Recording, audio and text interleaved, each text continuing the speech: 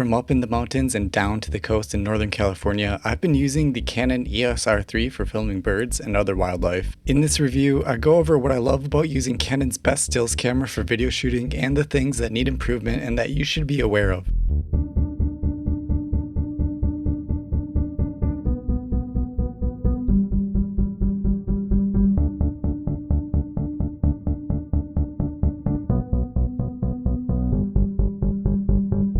This is the Canon EOS R3, and most people probably know it as Canon's high-end action photography camera.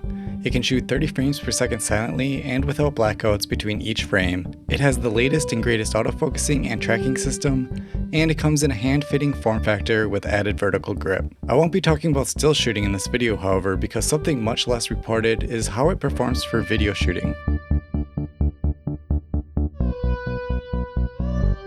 First, let's discuss the R3's design and button layout as a video camera.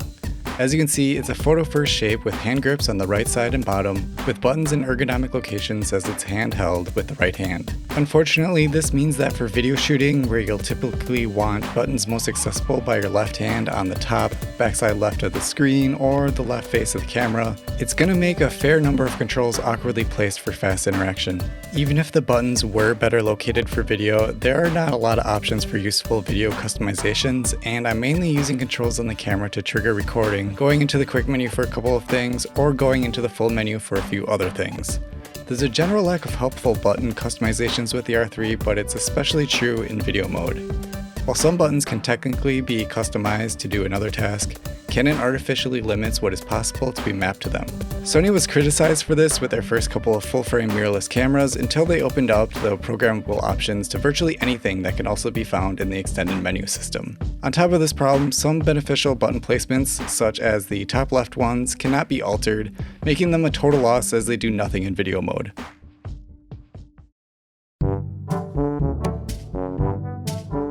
Let's talk about the menu options a little more because this is one thing that Canon can do better with.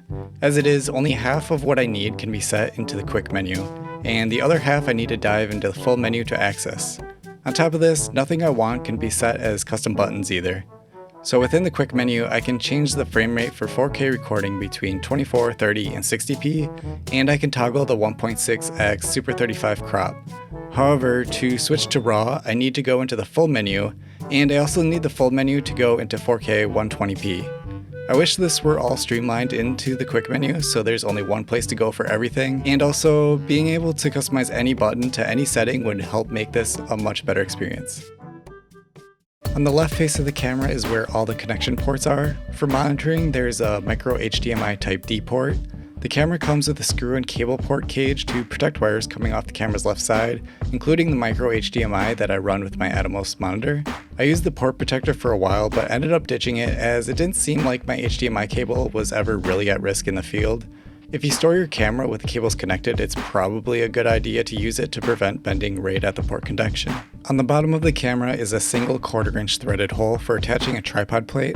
There's not even a hole for an alignment pin, so having just one point of contact means that twisting can pose a problem for some setups. If you're looking at the R3 as a filming camera, you're probably aware of the obvious, that there's no internal variable neutral density filter.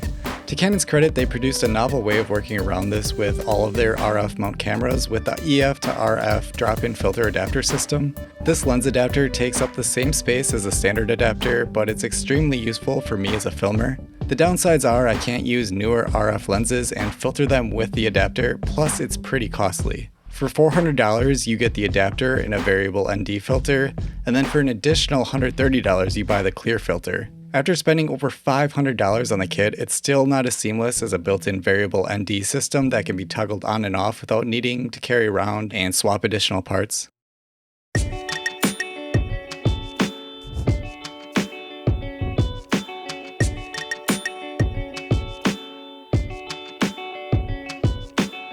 The Canon R3 uses LPE19 batteries, which are 2,700 mAh. Compare that to the smaller LPE6NH batteries found in the R5, which are 2,130 mAh.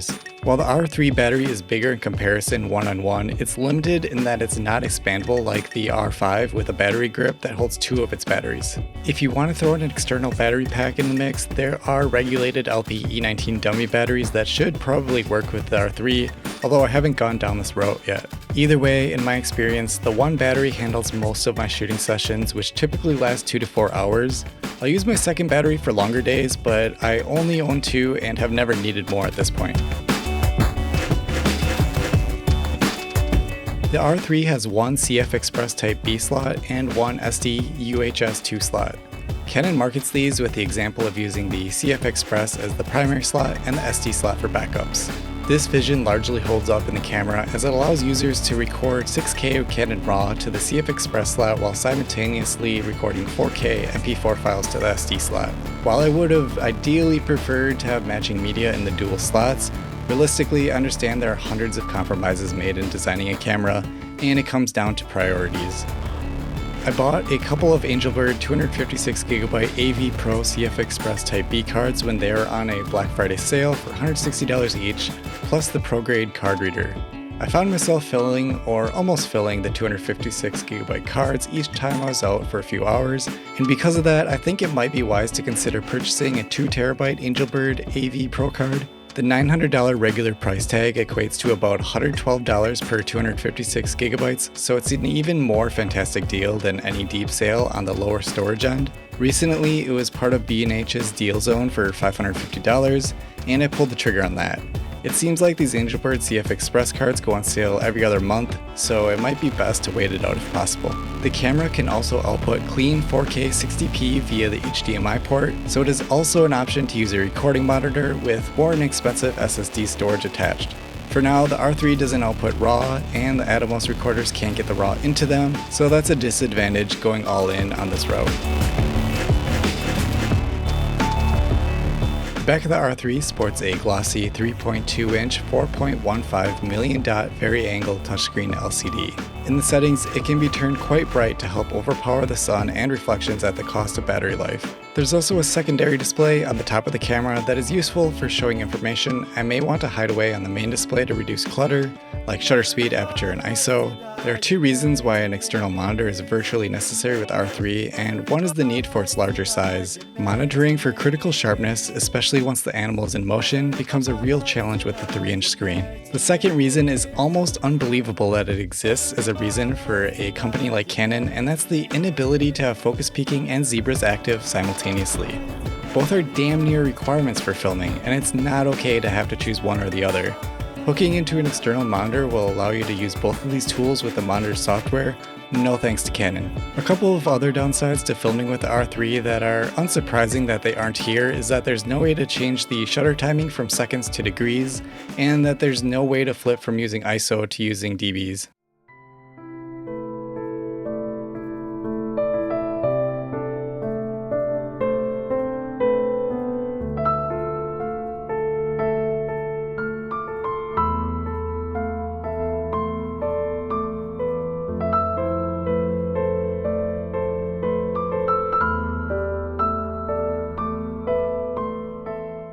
Equipped with a 24-megapixel full-frame stacked backside illuminated CMOS sensor and Digic X processor, the R3 has the toolkit for good quality video. I've never noticed rolling shutter effects like bent trees and grass while panning quickly.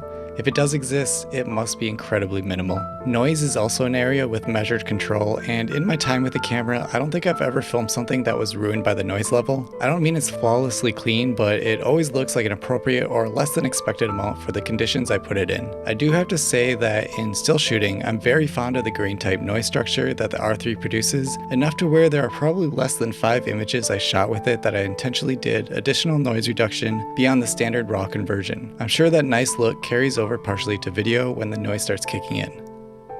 The R3 is capable of 6K Canon RAW Standard or RAW Lite and 12-bit internal recording, which uses the C-Log2 gamma profile.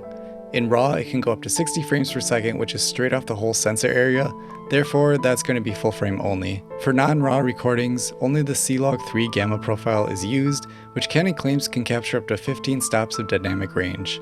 The non-RAW 10-bit internal video can be captured either in full frame or cropped.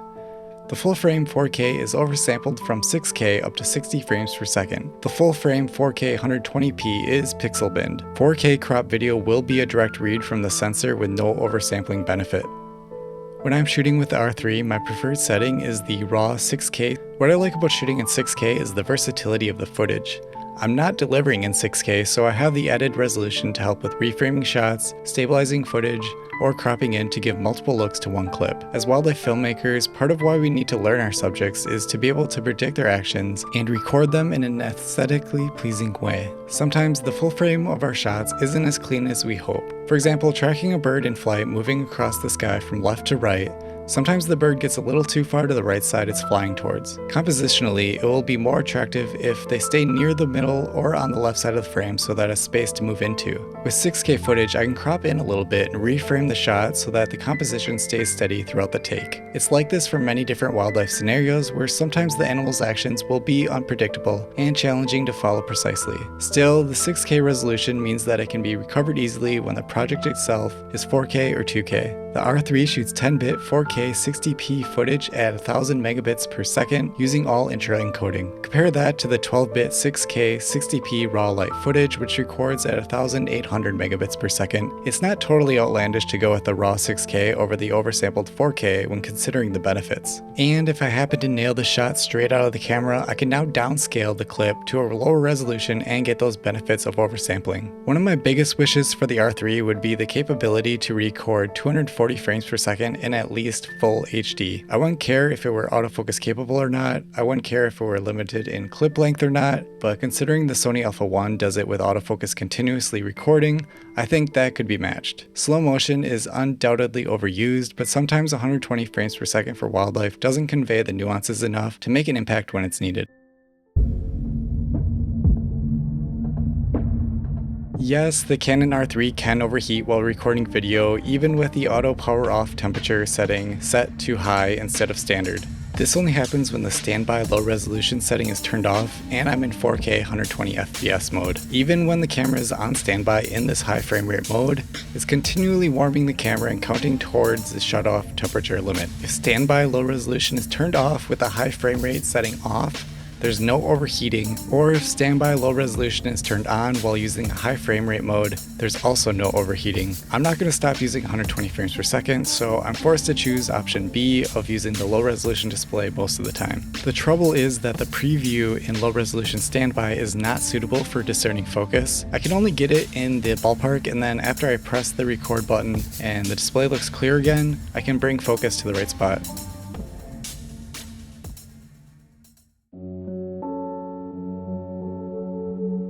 Traditionally, for wildlife filmmaking, autofocus has not been a very prominent tool. Up to this point, the cameras and lenses being used to film your favorite nature documentaries have had either poor autofocus or no autofocus capabilities at all. When I used the Sony Alpha 1 a year ago, a camera that can do animal autofocus while recording video, it was still too dicey to want to use it with any regularity. The same was true for the Sony FX6, also touted for its autofocus in video. With the R3, I'm not saying autofocus for wildlife is now ready, but it's been the best at more reliably handling this task so far. I have more minor reservations about flipping into autofocus mode from manually focusing. Still, it comes with an understanding that I'm doing it because I'm probably not going to be able to pull off the shot at all doing it by myself. This is either with totally erratic flyers at close range or with fast flyers coming right at me, and I need to be at a low f-stop, or the times when I'm following a subject long enough to where I can become twisted in my tripod and moving my body around it is going to cause too much of a disturbance. I can barely monitor the framing in times like these, much less check for sharpness.